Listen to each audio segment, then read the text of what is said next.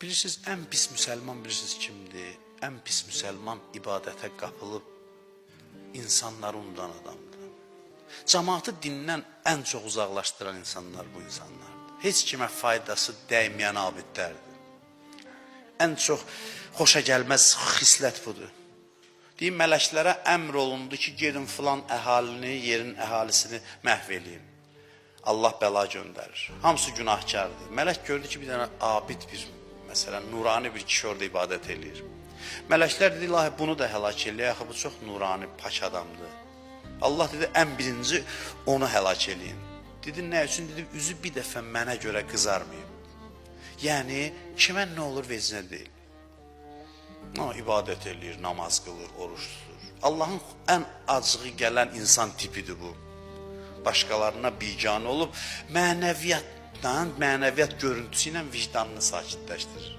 İctimai məsuliyyəti dərk eləmir, vicdan ki sızlayır, güc verir namaza. Ki, vicdan nəyinənsə aram eləsin, sakitləşdirsin. Təvaf eləyirdilər İmam Cəfər Sadiqlə də, Kəbənin təvafıdır da bundan üstündən nə olar? Təvaf eləyirlər, bir nəfər gəldi, İmam Sadiq əleyhissalamdır, bir də yanında bir nəfər səhabədir. Bir nəfər gəldi, təvafda onun qulağına nəsə dedi, o da ona nəsə cavab verdi. Və təvafı davam elədi. İmam dedi ki, nə dedi o sənə? Dedi ki, bir xahişi var, dedi, bir çətinliyim var, onu mənim üçün həll eləyərsən. Mən dedim, get gözlə, təvafı qutarım, gəlirəm. İmam dedi, o təvafı saxla, get onun işini həll elə, gəl. Dedim, axı, mən ibadət halındayım, təvafdayım. Dedi ki, bir insanın hacətini yerinə yetirmək 100 təvafdan üstündür. Allah evinin təvaf edilməsindən üstündür. Bu tərz təfəkkürü verir əleyhissalamda. İnsan ətrafa xidmət nəzəri ilə baxsın ki, mən necə xidmət edeyim? Evlənəndə bizim gənclər necə evlənir? Deyir ki, o mənə xidmət eləsin, mənə o yox. Deyir, o filan xasiyyətdə olsun, tələblər irəli sürür. Amma evlənəndə gənclər bu məntiqlə evlənsin ki, mən bir ömür xidmət eləyəcəyim insanı seçirəm. Layiqli adam seçim ki, bir ömür layiqli adama xidmət eləyim. Birdən də bəxtinə düşməsə, yenə də hər kim olsa ömrünün axırınacan xidmət eləməlidir. Din bizə bu düşüncəni aşılayır ki, cəmiyyətə bu gözlə bax ki, mən ona necə xidmət eləyə bilim, hansı şəkildə xidmət eləyim. Ömrün sonuna qədər xidmət təfəkkürü ilə yanaşsın.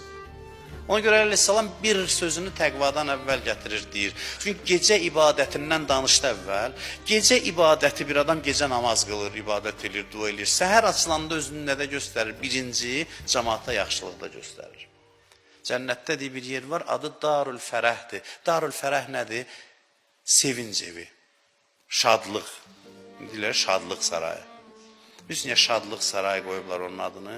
Ona görə ki, elə bilirlər adam ancaq toyda şad olmalıdır. Şadlıq sarayı dünyadır, varlıqdır. İnsan dünyaya qədəm qoyandan şadlıq sarayına daxil olur. Əleyhissalam deyir, insanın sevinci daimidir, daimən nişatu.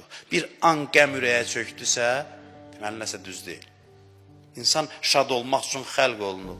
Cənnətdə də xüsusi bir şadlıq yeri var. Deyirlər, bu kimlər üçündür? O kəslər ki, başqalarını sevindirirdilər.